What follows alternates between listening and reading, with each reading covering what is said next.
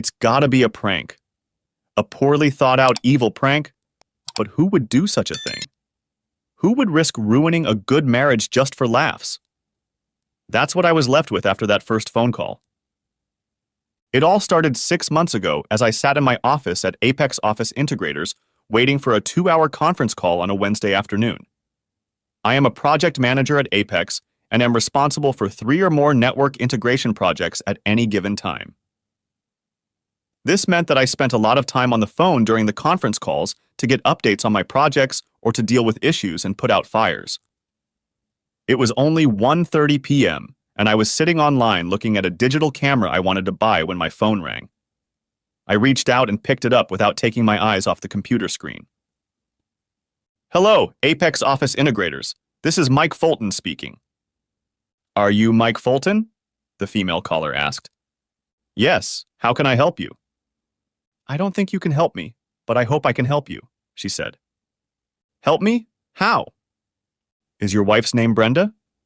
Yes. Does she have a good friend named Kara? She asked. Yes, I replied suspiciously. What's the matter? I just wanted to warn you that if you don't take action soon, your wife is having an affair. What? Who's that? This is some kind of joke because it's not funny, I said.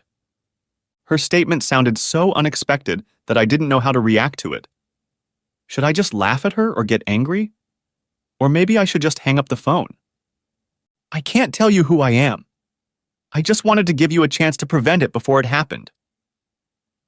I knew my wife and I knew she would never cheat on me, so this call had to be some kind of joke. But who would make such a cruel joke?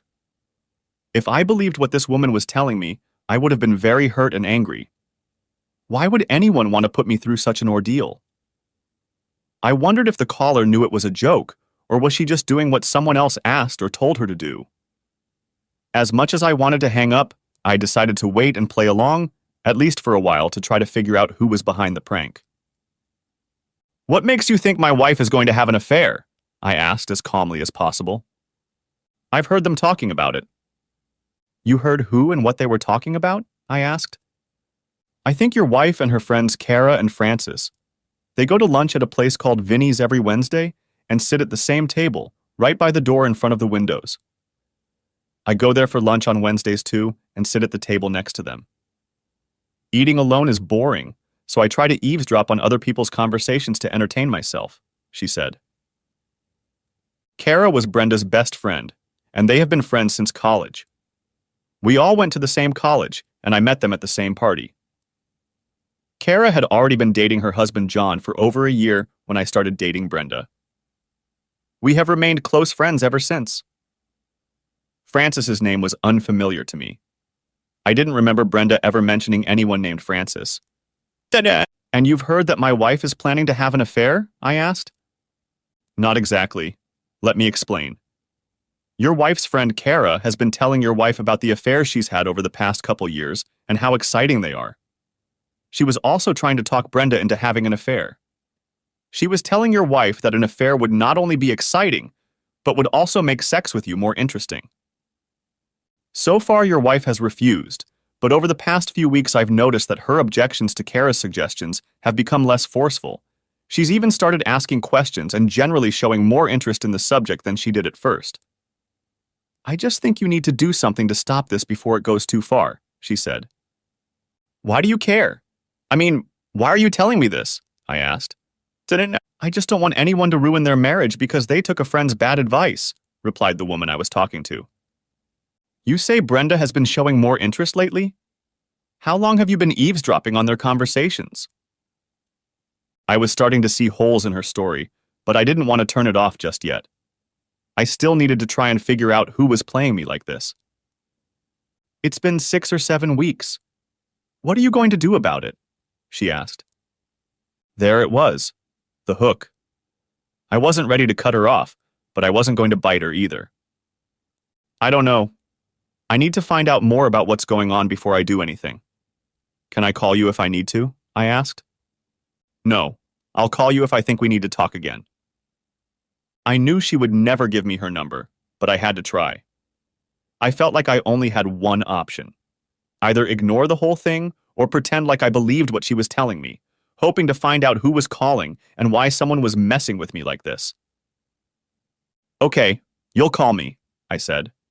Please call. I hung up and sat for a minute, trying to comprehend the call. I knew that everything the caller had told me was bullshit. Brenda would never cheat on me. In our 13 years together, 2 years of dating and 11 years of marriage, Brenda had always been a faithful and devoted wife. She has never given me any reason to doubt her love for me and seems to constantly find new ways to demonstrate how much she loves me. For my part, I can honestly say that I have been just as faithful and devoted to her. There are 2 other reasons why I couldn't believe that Brenda could cheat on me. Kevin and Michelle, our children. Kevin is 6 years old and Michelle is 8. I know Brenda would never do anything to hurt our children, so I knew it had to be all a sham. I had to put the call out of my mind and go to a 2-hour conference call. The problems identified in the conference call kept me occupied all afternoon, which helped me put the strange call out of my mind while I was at work, but it was back at the forefront of my thoughts as I drove home that evening. As I left the office, I intended to tell Brenda about the call, but on the way home, I decided that wasn't the best course of action. I didn't want to worry Brenda unnecessarily. I would tell her everything once I figured out who was behind the joke, prank, or whatever it was. All that night I pondered and reconsidered whether or not I should tell Brenda about the call. As it turned out, it didn't matter, as there was no opportunity to talk to Brenda that evening. Kevin and Michelle kept me busy helping them with their homework, and when they finally went to bed, I got a call from one of my project managers in California. While I was talking to him, Brenda came into my office and kissed me on the cheek, and then whispered that she was tired and was going to go to bed. By the time I picked up the phone, Brenda was already asleep.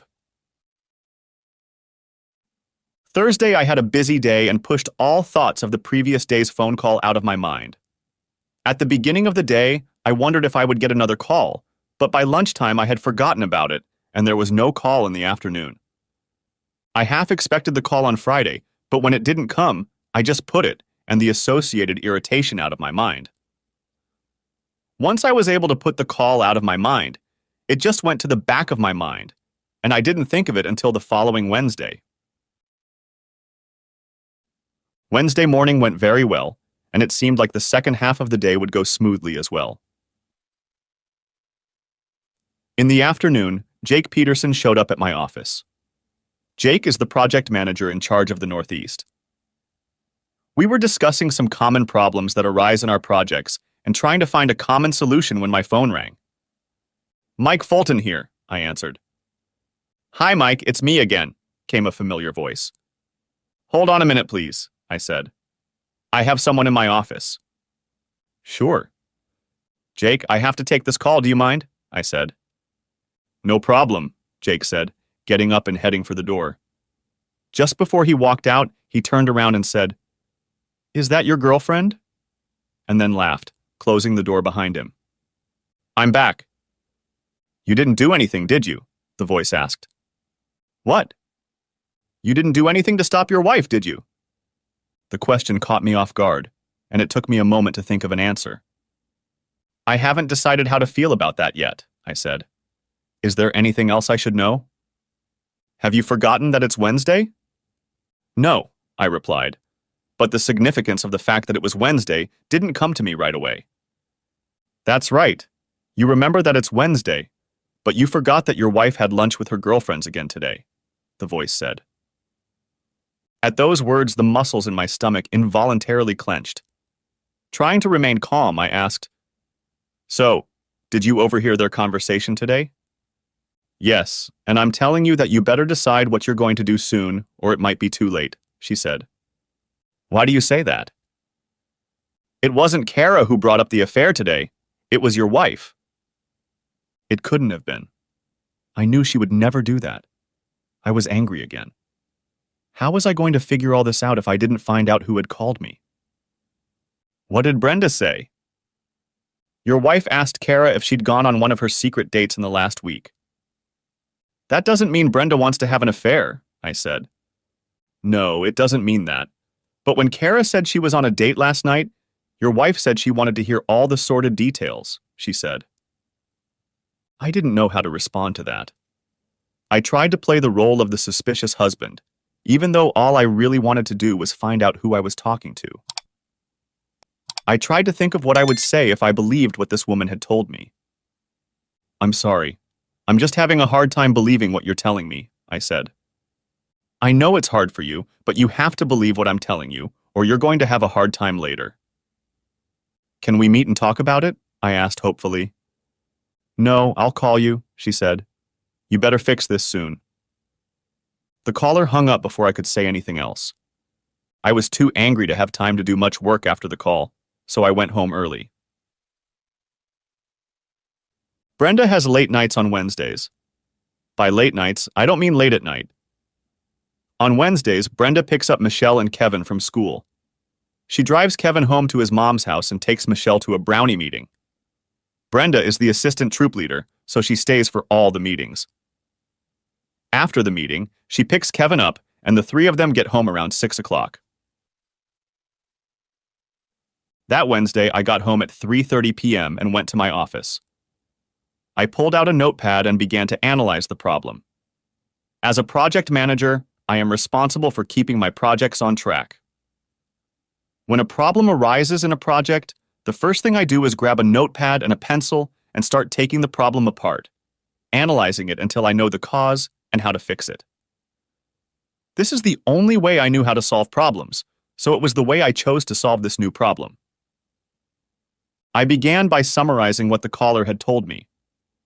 Kara is bragging about her affairs. She's trying to talk Brenda into having an affair. Brenda doesn't agree, but shows some interest. These conversations have been going on for 6 or 7 weeks. Next, I made a list of reasons why I thought this story was fake. 1. Brenda would never cheat on me. 2. I have known Kara as long as I have known Brenda, and I don't believe she would cheat on her husband John. 3. I knew that Brenda and Kara met for lunch once a week, but it had been so long since Brenda had said anything about those lunches that it was doubtful that they still met weekly. 4. The caller mentioned a third person named Francis. Brenda never mentioned anyone named Francis. 5. The caller said she sat at the table next to the three of them for 6 or 7 weeks in a row. I found this very hard to believe. The idea of 3 women always sitting at the same table and my caller managing to take the table next to them every week seemed implausible to me. 6. Brenda is a very observant person. She noticed that the same person was always sitting next to them and also noticed that this person seemed to be listening to their conversation. If she thought someone was eavesdropping on them, Brenda would put a stop to it by either changing where they were sitting or going to another restaurant for lunch. Next, I made a list of all the explanations for the call that I could think of. 1. A practical joke by one of my friends. 2. A practical joke by one of Brenda's friends 3. A nasty prank by one of my enemies 4. A nasty prank by one of Brenda's enemies 5. A nasty prank by my old girlfriend 6. A nasty prank by Brenda's old boyfriend 7. Some guy is in love with Brenda and wants to break us up 8. Some girl is in love with me and wants to break us up 9.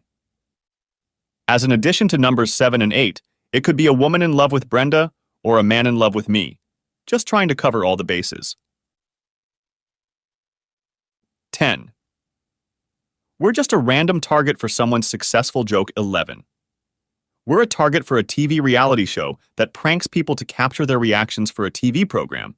This was a long shot, but I ran out of ideas.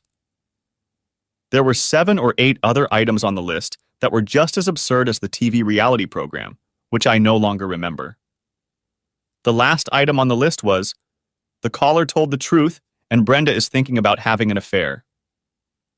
I spent the next hour thinking about each possibility and rearranging the list, moving the most unlikely options to the bottom of the list and the most likely options to the top. I quickly ruled out the possibility of a prank by my friends or Brenda. None of our friends liked pranks and would never do anything so sneaky. Nasty pranks from enemies didn't fit either.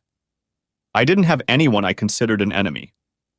I knew there were people who might not like me, but I had never treated someone so badly that they would do something like that to me. I was just as sure that Brenda didn't have enemies like that. Old girlfriends? I'd had 2 girlfriends before I met Brenda, and neither of them had ended badly. I only knew one of Brenda's boyfriends, but they had stopped dating more than a year before I met Brenda. A gay or lesbian crush didn't seem like a possibility to me either. I went through the list 4 times, making sure I considered every possible factor. When I was done, a television reality show topped the list, followed by the theory that the caller was telling the truth and Brenda was thinking about having an affair. I wasn't happy with the results and didn't believe they were correct. I knew there was no such thing as a television reality show. It just wasn't plausible, but then none of the other possibilities were plausible either. This brought me back to the core problem. The caller was either telling the truth or she wasn't. If she was lying, then why did she do it, and who else was involved?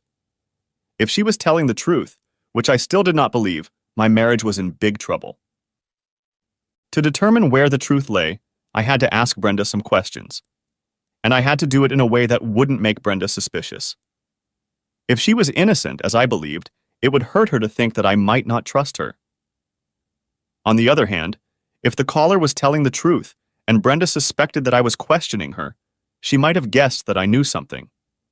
If that happened, I'd never know the truth. It might stop Brenda from having an affair, but I would never know if she was really thinking about having an affair or not. In order not to make Brenda suspicious, I had to pry information out of her little by little. When I heard the garage door open, I destroyed my notes and went out to the kitchen to greet my children and wife as they entered the house. As soon as the kitchen door opened, Kevin ran up to me, clapped me on the hip and said, "Hi, Dad, can I go watch TV?" "Yeah." "Dad, look what I made at Brownies today," Michelle shouted, running up to me to show me the pins she had glued little candles to. "These are for making a fire in the fireplace.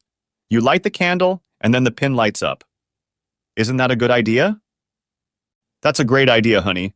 We can use them this winter when we use the fireplace," I said. Michelle's face lit up, showing that she was pleased with my answer, and then she ran off to join her brother in front of the TV. 45 minutes later, the 4 of us were sitting at the dinner table eating spaghetti. "How was your day?" asked Brenda. "Pretty much the same as any other day. My projects have been going pretty smoothly the last few months, so I haven't had to put out any fires," I said. "If you need to start a fire, you can use one of my pins, Daddy," Michelle said, giggling. "That's what I'll do, Shell. Next time I want to light one of my projects on fire, I'll use one of your pins." Michelle laughed and poked some spaghetti on her fork. I turned to Brenda and asked, "Have you seen Kara lately?" "I had lunch with her today," she replied. "Why?" "Really? I didn't know you were still doing that," I said. "We still have lunch together every Wednesday, but why did you ask if I'd seen her?" "It's just that you haven't mentioned her in a while, and we haven't seen Kara and John in almost a year. I just thought we should go out to dinner with them sometime," I said. "Do you want to do it this weekend?" "I'll call Kara and ask her," Brenda said. "Why not? It would be great to see the 2 of them together again." I found out that Brenda and Kara still meet for lunch every week, so I decided to risk digging deeper. "So you still meet for lunch every week. Where do you go?" "We go to Vinny's. It's a little Italian restaurant in a shopping center on Appian Way." I knew where that mall was. There was a big supermarket, a pharmacy, a few small specialty stores, a coffee shop, and a Domino's pizzeria. I hadn't been to this part of town in years, so I had never heard of Vinny's. "Do you always go to the same place?" I asked. "Yes, they have good food and it's not expensive. Most of their lunches are takeout, so it's easy to get a table, the service is fast, and it's the most convenient place for the 3 of us to meet," she said. A sour feeling rumbled in my stomach. So far, everything I'd learned matched what the caller had told me. "A threesome? I thought it was just you and Kara," I said. "Kara's college roommate started working with Kara about a year ago and comes over for lunch every week." "Do I know her?" I asked. "I don't think you've ever met Frances. She was Kara's roommate for 2 years, but she had already graduated before you met Kara and me." So the three of you go out to lunch every week. Maybe I'll join you sometime, I said, watching Brenda to see her reaction to that. That would be great. We'd love for you to join us. Yeah, sure. The chickens want the registry to join them for lunch. Aren't you going to lunch to complain about your husbands? Of course, yes. But I'm going to complain about you to your face, so it doesn't matter if you're there or not, Brenda said, laughing at me. After dinner, I helped Brenda clean up the kitchen, and then we put the kids to bed. This is the best part of my day. I sit on the couch in front of the TV, and Brenda sits next to me and puts her head on my shoulder. This goes on for about half an hour, and then Brenda stretches her legs out on the couch and rests her head on my lap. I gently run my fingers through her hair and face until she falls asleep. I really like it when she lies on my lap, and I can just stare at her while she sleeps. That night, I didn't get that pleasure. A seed of doubt started in my brain, and no matter how hard I tried, I couldn't keep it from growing. Thursday turned out to be a difficult one for me. Every time the phone rang, I wondered if my caller was calling again, but the only calls I received that day were business-related. One of the calls was from my project manager in Denver. We were in the process of migrating a network for a large corporation headquartered there. The project had been going on for over a year, but things were going very well so far. Tom, the project manager, called and asked if I would come in for a quarterly review of the project with the customer. I told Tom that I would call the VP of IT and set up a meeting in about 2 weeks. I had a good relationship with the VP and was looking forward to traveling there for the review. The trip was usually 4 days long. I would leave on the morning of the first day, meet with Tom, and familiarize myself with the schedule and status of the project. Tom would bring me up to speed on any problems or issues and anything he wanted me to discuss in a meeting with the VP. The next day, I would meet with Tom's team and get their input. On the third day, I would meet with the vice president. This meeting usually lasted an hour and then ended with a round of golf and dinner that evening. The fourth day was to return home to Richmond. In the evening, Brenda told me that we were going to have dinner with Kara and John on Saturday, and we fell into our usual evening routine. Friday was a busy day. I had 3 conference calls, and then there was a problem with my project in Tulsa. I spent most of the day on the phone with the customer, assuring them that the problem would be fixed by the end of the day and that the project would be completed on time. By the time I got home Friday night, Wednesday's call was far from my thoughts. When I entered the house, Brenda met me at the door with a kiss. "Dinner will be ready in 20 minutes, she said. "The kids are playing upstairs, so we have time to sit and have a quiet drink before we eat. What would you like?" A cold beer in a frosted mug is what I fantasized about on the way home. "Sit down and I'll bring it to you." There was nothing unusual about this behavior. Brenda had always treated me that way. I never took it for granted and always found ways to repay her in kind. I was sitting in my favorite chair when she brought the drinks into the family room. Brenda set the drinks on the coffee table and then walked around to my chair. Brenda whispered, "I was thinking about you today." I knew exactly what Brenda meant. Our sex life after 11 years of marriage was still good. So we had a little fun, and then I got up and asked Brenda if she wanted some wine. She agreed, and I poured us both a glass. As we sat there sipping our wine, Brenda looked at me with her big brown eyes. "Mike, I've been thinking about this for the past few weeks. What do you think about the idea of having another baby?" she asked. "Are you serious?" "Yes. I'm 33 years old, and I don't think I want to risk getting pregnant in 2 or 3 years," she said. "Kevin is going to be 7 in a couple of months, and I feel like if we're ever going to do it, we should do it now."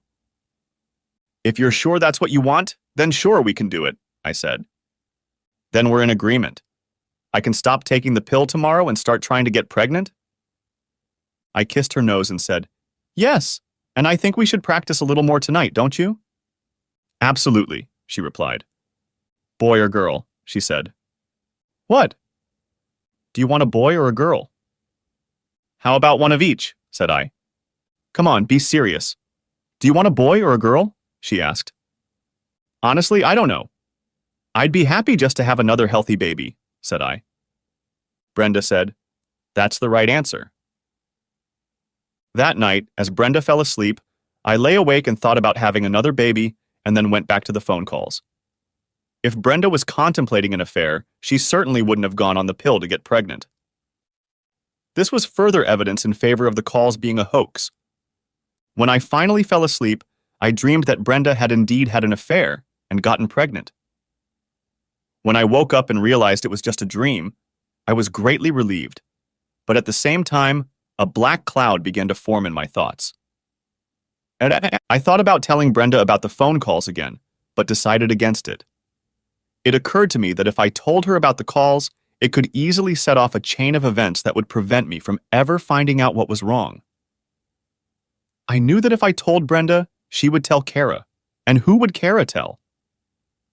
I could only guess. I figured it wouldn't immediately reach the perpetrator that I told Brenda about the call and that I hadn't fallen for the scheme, whatever it was, and that would be the end of it. But there was still a small chance that the caller was telling the truth. I needed to know. I couldn't let it end there. I had to know the truth. There were no more calls that week, but that didn't help me. I was starting to get stressed about the mystery of the calls. Saturday night, as Brenda and I were getting dressed to go out to dinner with Kara and John, I was hoping I would get some stress relief, but I didn't know how it would happen. That night, the four of us had a wonderful time. The food was delicious, and the conversation was interesting and enjoyable. I discreetly observed Kara and John's interactions, but saw nothing that would lead me to think that Kara was cheating on him. Despite the pleasant evening when we got home, I still couldn't figure out what was going on. There were no visible problems between John and Kara. Kara and Brenda didn't look like they had any dark secrets they were keeping from John and me. That should have made me feel better, but it didn't. I felt myself sinking into depression until Brenda kissed my ear and said, I've been thinking about you today. It's time to go make a baby. And I followed her to our room where I did my best to make the baby. As soon as we were done, Brenda said, You do realize it's too early for me to get pregnant, don't you? I only stopped taking the pill 2 days ago. I know, I said. Why don't we try again tomorrow night? Brenda replied, Sure, and kissed me. It was Monday morning, and I was sitting at my desk when a thought struck me. If my caller was at the restaurant where Brenda went to have lunch with Kara on Wednesdays, all I had to do was go to the restaurant on Wednesday and see who it was. I had to think it over carefully before I did anything about it. I kind of threatened to show up for lunch sometime, and Brenda acted like that would be fine. So if I just showed up at the restaurant, it wouldn't cause her any alarm. The problem was that if the caller saw me before I could identify her, she'd disappear and I'd lose my chance. I didn't know if the caller knew what I looked like. It was entirely possible that she did and would have noticed me if I had been near that restaurant. On Monday, I took a long lunch, drove to Appian Way, and stopped by Winnie's. There was no way I would have been able to get inside Winnie's unnoticed, but there was a spot in the parking lot across the street from Winnie's where I could park my car. There was part of a fence that blocked most of my car from view, but allowed me to observe the restaurant. Monday night, I put the binoculars in my car so I wouldn't forget them on Wednesday. Tuesday was a very busy day. I managed to keep myself busy with work, but I hated that I had to wait until Wednesday to do something about my problem. I left the office at 11 a.m. Wednesday morning and drove to the parking lot across the street from Winnie's. Fortunately, a spot behind the fence appeared to be vacant, and I parked there. After looking around to make sure no one was paying attention to me, I pulled out my binoculars and surveyed the view. Through the binoculars, I could see the front of the restaurant window. The problem was that the sun's glare on the window made it hard to see the restaurant from the inside. There was nothing left for me to do but wait, so I pulled out the sandwich and soda I had brought with me and ate my lunch. At 12:05, I saw Brenda, Kara, and another woman I mistook for Frances enter Winnie's. I pulled out my binoculars and pointed them at the window. I could make out the three of them sitting down at a table. More accurately, they were sitting at a table by the window. The caller was right. The table next to them I didn't get a good look at, but it didn't look like anyone was sitting there. For the next 45 minutes, I watched the entrance to the restaurant carefully, and although a lot of people were coming in, most of them were leaving with takeout orders after only a few minutes. As far as I could tell, no one sat down at the table next to Brenda and her friends. I waited until they left and watched to see if anyone came out after them. No one came out. And this made me wonder if my companion was here for lunch today, or perhaps she had spotted me and left before I could see her. I had to hurry back to the office to be there in case she called. I wanted her to think that I had followed my usual routine and ate in my office, although there was no reason to believe that she could have known about my routine. Just as I entered my office, the phone rang. "Hello, Apex Office Integrators. This is Mike Fulton speaking."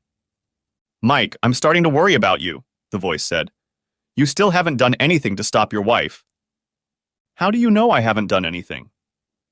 "I know that because of what your wife said at lunch today," she replied. "Did you listen to their conversation again today?" "Of course. What else do I have for entertainment? You'd better start listening to me. I like eavesdropping on their conversations, but I don't like giving you this bad news." "Then why did you call me?" "I guess I feel better about eavesdropping on their conversations. If I can help you, then maybe I'm not such a bad person," she said. "Either way, the situation is approaching a dangerous point." "What exactly does that mean?" "It means that today, your wife told her friend that the next time you have to go out of town for work, she's going to have her little affair. It got to the point where Kara suggested a double date and said she knew the right guys to go out with." I could feel the tension building and growing up my spine. I didn't know what to say or do. I still couldn't believe that my wife could think of cheating on me, but the story I was being told was beginning to seem plausible. My musings were interrupted by a voice in the phone receiver. "Well, are you going to do something to stop this, or are you just going to leave it alone? If you're not going to do anything, tell me now so I can stop worrying about you." "I'll take care of it," I said, and put the phone down hard. I thought about everything I had been told over and over again, and by the time I got home, I was sure I had a problem. But I still wasn't sure if my wife was the problem. I was about to convince myself that I was right, and that Brenda was innocent of what my interlocutor was saying about her. But then, I was hit over the head like a sledgehammer. At dinner, as I was asking the kids about their day at school, Brenda asked a question that made my blood run cold. "Don't you have a trip to Denver planned?" I had planned a trip for next week, but because of all the other worries, I had forgotten to tell Brenda about it. What really alarmed me was the timing of the question. The caller said that Brenda had told Kara that she was having an affair the next time I went out of town, and here she was asking me if I was going to Denver soon. Coincidence? I didn't know what to think. I was trying like hell to put the thought out of my mind when Brenda asked me if we were going to work on making a baby that night. In the end, I had to tell Brenda that I wasn't feeling well. Thursday morning, I made a decision to do something I never thought I would do. I made an appointment with a private investigator. I arranged to meet with him Friday morning, and then I called my client in Denver and postponed my trip for a week. I had to get this mess over with before I left for Denver. In the evening, I pulled some pictures out of one of our albums to give to the investigator. Friday morning at 9:30, I walked into the AAA detective agency. I had better not think that AAA had anything to do with the quality of their work. They chose that name to be near the top of the list of detective agencies in the phone book. It worked. They were third on the list. They got my business because I never call the first agency I see, and the second one doesn't answer the phone. I was escorted to Brian Dunstan's office, where I spent 20 minutes explaining to him exactly what I wanted him to do, and then handed him the photos. "A good-looking woman," he said. The way he said it made me cringe. I already had a pretty low opinion of him. I didn't think much of a man who made his living by hurting others. Spying on cheating spouses was not a profession I could respect. "Yes, it is," I replied sharply. Now let me read my instructions again. First of all, you must be inconspicuous. I don't want her to know you're following her. No problem, Mr. Fulton, he said. We're professionals here. She won't know we're following her. If you find out she's seeing someone and she's having an affair or affairs, I want proof. Photos, videos, or voice recordings, I don't care, as long as they clearly prove what she's doing. Don't worry about a thing, Mr. Fulton. If she's fooling around, we'll get proof. I want any evidence you get by next Thursday, I said. I understand. Why don't you come back next Thursday around 3 o'clock in the afternoon, and we'll give you everything we've been able to uncover. Okay, next Thursday at 3. I'll see you then, I said. As I left Mr. Dunstan's office, I felt uneasy. The next few days flew by. I managed to make sure that Brenda didn't notice that anything was wrong. I didn't want her to think I suspected anything, and I certainly didn't want to upset the kids. I was proud of myself when I managed to make love to Brenda 4 nights out of 7. Wednesday afternoon, I sat in my office waiting for the phone to ring. At 1:30 p.m., the phone rang. Have you done anything yet? She asked as soon as I said hello. I have everything in hand, I replied. What are you doing? She asked. I'm sorry, I can't tell you that. All I can tell you is that it will be over by this weekend. She tried to ask me more, but I told her that was all I could say and hung up. At 3 o'clock on Thursday afternoon, I was sitting in Brian Dunstan's office at the AAA Detective Agency. Mr. Fulton, I have what I believe is bad news for you. We caught her in the act and we have evidence to back it up, he said. Mr. Dunstan held out the DVD to me. It's all recorded here, and it can all be admitted in court. All the video on this DVD was shot in public. There are no hidden cameras in homes or hotel rooms here. We have a DVD player in the next room if you want to watch the video right now, he said. I'll take it with me and watch it in private if you don't mind. If you give me a bill, I'll pay for it on the way out. Back in my office, I locked the door again, loaded the DVD into my laptop, and pressed play. Dunstan was right. All the evidence was there. In the first scene, time-stamped Monday at 9 p.m., she was sitting in a booth at some bar with a man. The man had his arms around her neck. They kissed several times and then got up to dance. On the dance floor, they were completely engrossed in each other. The next scene moved to 10:15 that evening, and it showed her getting into a car with the same guy. The next scene was at 11:05 and showed the two of them entering a motel room at the downtown Ramada Inn. At 1:25 a.m., they left the room and went back to the bar where she got into her car and drove home. The next episode occurred Wednesday morning at 9:07. She was with another guy, sitting in a restaurant eating breakfast. In the next scene, the detective was chasing a car that apparently belonged to this guy. At first, I didn't think she was in the car with him, as her head wasn't visible above the seat, but then her head appeared as the car turned into the parking lot of an abandoned warehouse. In the next scene, the car is shown some distance from the camera. It was too far away to see if anyone was in the car. Then the camera started zooming in, and I saw a guy having fun in the back seat. It was all I could take. I downloaded the video to my hard drive, then copied it to a blank DVD and erased the file. I put the DVD in a protective sleeve and then slipped it into a large manila envelope. I put the original DVD in the safe in my office and went to fulfill my devil's errand. That evening, I got home about 20 minutes before Brenda.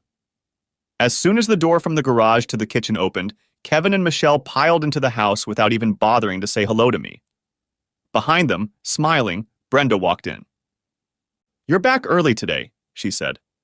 "Just getting ready to make a baby today." Brenda laughed. "Good, because I've been thinking about you all day," she said. "Did you get the mail?" "No, I forgot. I'll go and get it now." "Sit down, I'll get it," she said. "I wouldn't want your little boys to get tired and not do their chores." Brenda returned to the house with the usual array of credit card offers, real estate listings, and other junk mail. Along with all of this, she had a large manila envelope. Brenda quickly went through the mail and dumped everything but the large envelope on the coffee table. Brenda handed me the large envelope and said, "Addressed to you, no return address." I didn't say anything back. I just took the envelope from her, placed it on the table next to me, and said, "How about a beer?" "I'd love one." I got up, went to the kitchen, got 2 beers, and brought them back. I held one out to Brenda and then sat back down on the couch.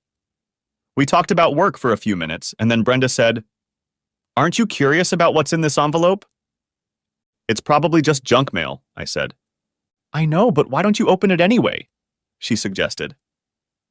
And I took the envelope and started to open the flap as the phone suddenly rang. Brenda jumped up and answered it, and as I sat there looking at Brenda, I heard the first part of her conversation, at least her part of the conversation. "Hello?" The usual beginning. "Oh, hi. What, are you serious? Just a minute." At this point, Brenda walked off into the kitchen, and I couldn't make out what else she was saying. The call didn't last more than 10 minutes, and as soon as it was over, Brenda came back into the living room and said that she needed to meet Kara, that it was urgent. "Urgent? What kind of urgent?" I asked. "I don't know exactly. Kara was too upset to talk on the phone. Can you feed the kids and put them to bed?" "Sure, I've done it before, you know that." "I know. I'm sorry, I'm just worried and upset." Brenda grabbed her purse and keys and headed out the door. "I'll be back as soon as I can," she said. "Don't worry about me, take care of Kara," I said. After Brenda left, I walked into the family room where Kevin and Michelle were watching TV. "Mom had to go away for a while, so I'm going to have to feed you. You have 2 choices. I can make liver and onions, or we can go to McDonald's." "It's your choice," I said. Kevin started yelling, "McDonald's! McDonald's! McDonald's!" Michelle, with her usual sense of humor, said, That's a tough choice. You know how much I love liver, but I'm sure you'd rather not cook, so I'm going to McDonald's to make it easier for you." I picked Michelle up in my arms, swirled her over my head, set her on the floor, and started tickling her. "You're such a silly baby," I said. Kevin didn't want to be left out and pulled my hand. "It's my turn. I want to fly like Michelle." I let Kevin ride and then tickled him too. The 3 of us went to McDonald's and were home in less than an hour. Then I sent them upstairs to get ready for bed. By 8 o'clock, they were tucked into their beds. Kevin was already asleep, and I sat on the edge of Michelle's bed and listened while she told me about what had happened at school that day. When she finished her story, I kissed her forehead and turned off the light. I then went downstairs and got a beer. As I sat down on the couch, I took a long sip of the beer, then took a large envelope and opened it. I dumped the contents of the envelope onto the coffee table. In the envelope were 2 copies of the itinerary for my trip to Denver, airline tickets, a hotel reservation, and a rental car reservation. I took 1 copy of the itinerary and hung it on the refrigerator with a magnet in the shape of a bunch of bananas. I put the rest of the papers in my briefcase and then picked up Sports Illustrated magazine and started reading. By the time Brenda got home, it was almost midnight, and I could see that she was very worried about what had happened to Kara. "What happened?" I asked. "Huh? What happened to Kara?" "Let me have a beer and then I'll tell you what happened," she said. "Do you want to?" "Yes." Brenda came back with the beer and sat down next to me on the couch. "Okay, let's start over. What happened to Kara?" I asked. Brenda took a deep breath and exhaled slowly. "John kicked her out of the house tonight." "What? What did John do?"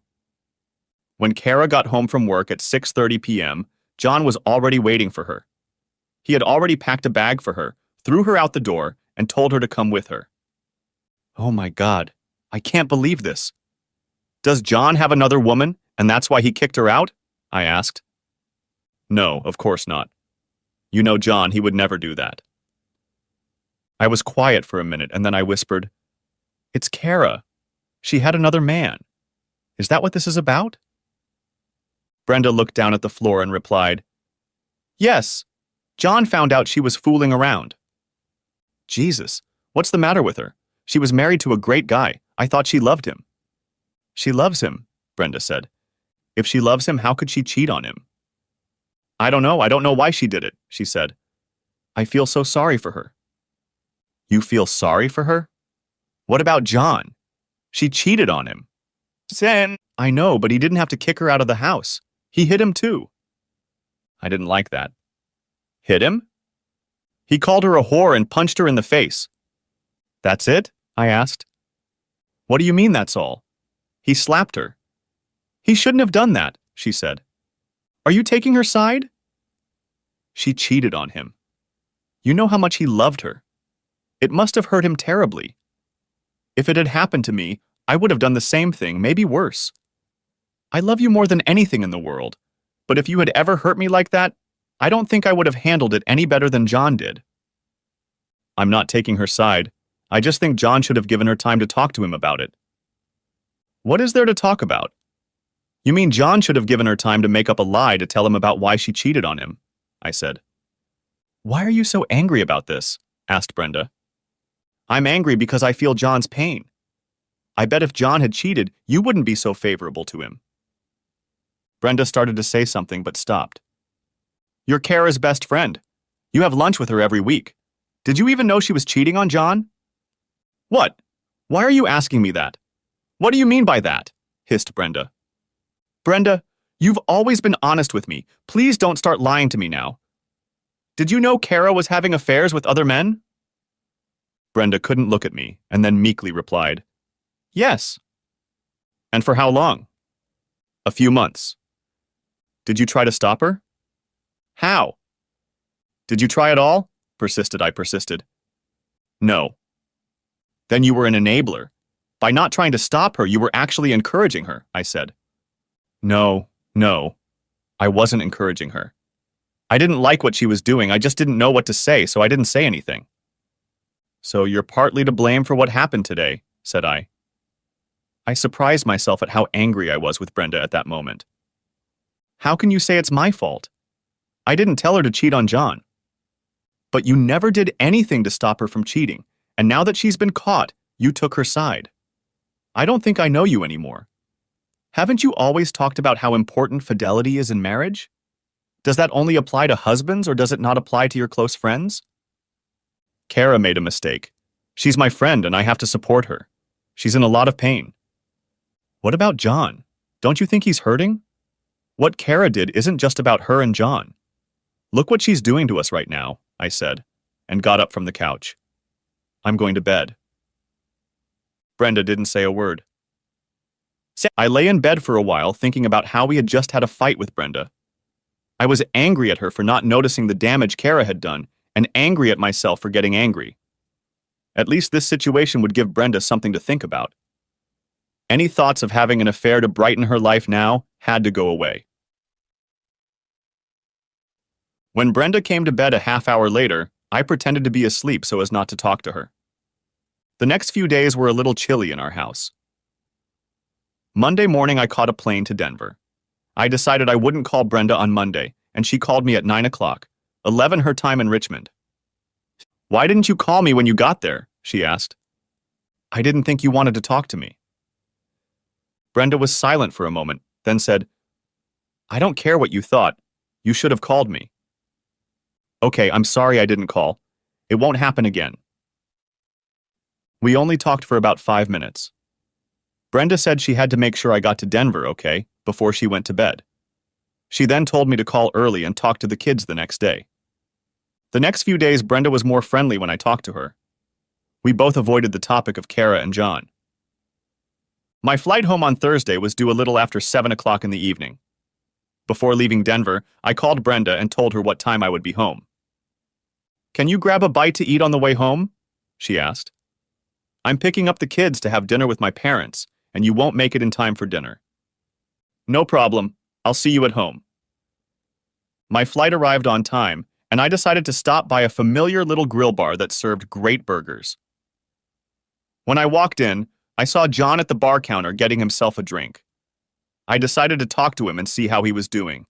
And when I caught up with him, he had already moved to a booth, and to my surprise was sitting with a woman I didn't know. Hey, John, how are you doing? Mike, it's good to see you. I'm doing well. As good as can be expected under the circumstances, he said. Mike, this is my friend Fanny. Fanny, Mike. Nice to meet you, Fanny, I said.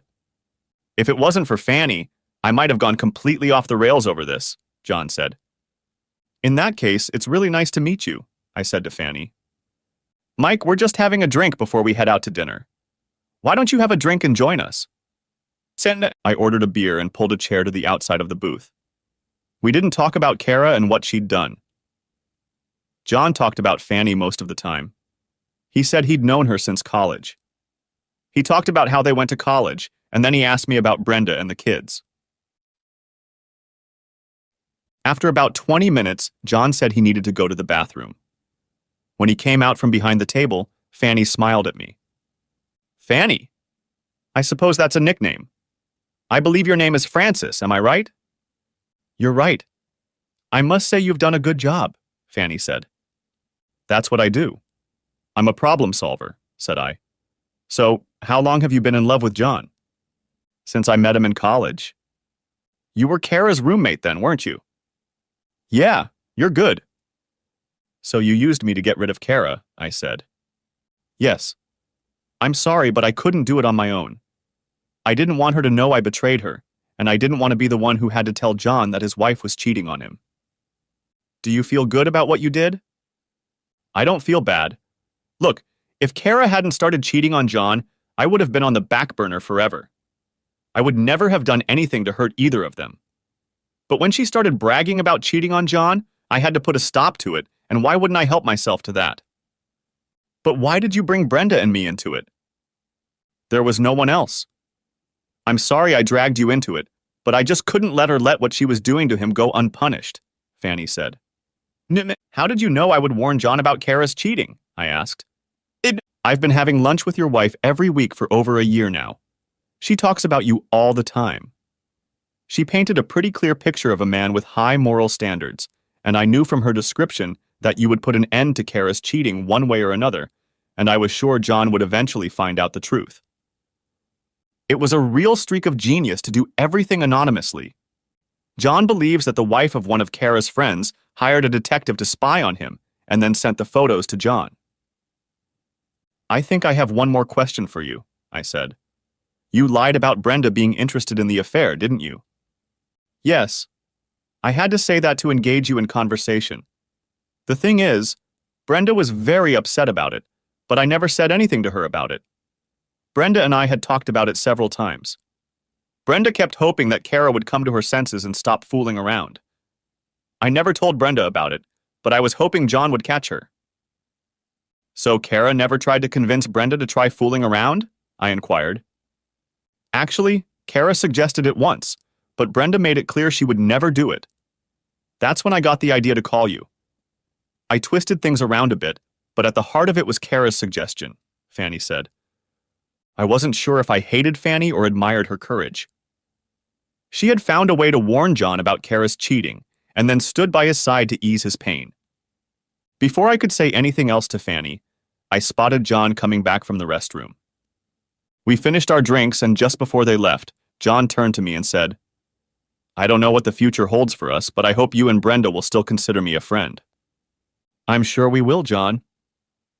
It was a pleasure to meet you, Mike, Fanny said, and a sly smile appeared on her face. Likewise, I said. When they left, I ordered a cheeseburger and fries and another beer. As I sat there eating my dinner, a strange feeling came over me. It was sort of euphoric, and it took me a few minutes to realize why I felt that way. All the tension of the past few weeks was gone. Although I kept telling myself that I didn't believe Brenda would ever cheat on me, some part of me worried that she might. When Fanny told me that Brenda had never shown any interest in a loving relationship, and in fact made it clear that she would never do it, the significance of it didn't come to me right away. It hit me immediately. It was the best cheeseburger of my life. As soon as I finished my dinner, I called Brenda to tell her I was on my way home. Brenda replied that she was just about ready to leave her parents' house and would see me home in about a half hour. Suddenly, half an hour seemed like an eternity to me. I arrived home 15 minutes before Brenda. I was so excited about talking to Fanny that I couldn't sit down. My head was buzzing with a rush of emotions. I needed to apologize to Brenda for the way I acted the night John kicked Kara out of the house. I wanted to hold Brenda close to me and tell her I loved her. I wanted to make love to her. I wanted to grab her as soon as she walked through the door and make love to her on the kitchen floor. But I knew I couldn't do it. I couldn't do any of that until the kids were asleep. It suddenly dawned on me that Brenda had been angry with me when I left for Denver. I wondered if she was still angry. This homecoming might not have happened the way I wanted it to.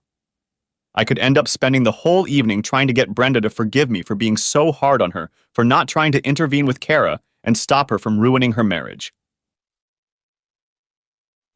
I thought about how the married guys I worked with bragged about their adventures while on business trips. I didn't approve of their behavior, but I never said anything. I guess I was as much of an indulger as Brenda had been with Kara. The only reason I was so hard on Brenda was because I was trying to use what had happened to Kara as a warning to her that if she cheated on me, she could expect nothing better than what had happened to Kara. Finding out ex post facto that Brenda had never thought about cheating, I couldn't justify my behavior. I could never tell Brenda the truth about why I had done what I did, so I had to hope that she would accept my apology and forgive me. Another problem I had to face was how I solved my problem. I hired a detective to follow Kara and get proof of her infidelity and then deliver it to John's house. I destroyed their marriage to save my own. John found out the truth about Kara, and she got what she deserved, but I'm not sure my path was the right one. Maybe I should have gone to Kara and explained everything to her. Suddenly, I said out loud what I was thinking. I acted selfishly to save my marriage, and I would do it again. I feel sorry for John, but it's not my fault that Kara cheated on him, and there's no reason to believe she would ever stop. I was sitting on the couch in the living room when I heard the garage door open and contemplated whether to wait where I was or run out to the kitchen to meet Brenda and the kids when they came into the house. I decided to wait on the couch. When the kitchen door opened, I didn't hear the sudden noise I was expecting. Michelle and Kevin never enter the house quietly. I waited another minute for the kids to run into the living room, but it didn't happen. I turned to look toward the kitchen and saw Brenda standing in the doorway. "Where are the kids?" I asked. "They're spending the night at my parents' house. Tomorrow is a teacher work day at school, so the kids won't be going to school," Brenda explained. Brenda was wearing a white skirt and a red blouse. I always liked Brenda in red. "You look nice," I said. "Thanks. I know you like that red blouse on me. That's why I'm wearing it." Suddenly, I had a feeling that everything was going to be okay. Brenda walked over and stood in front of me. "I have something to tell you," she said, "so please don't interrupt me. I've been thinking a lot about what you said to me last week, and now I realize what you meant. I had to do something to stop Kara. I think I knew from the beginning that her games would end this way. I feel really guilty about that. I'm sorry I argued with you about it. Brenda, you don't need to apologize to me. I overreacted too. Kara was your best friend, and you didn't know how to handle her cheating on John.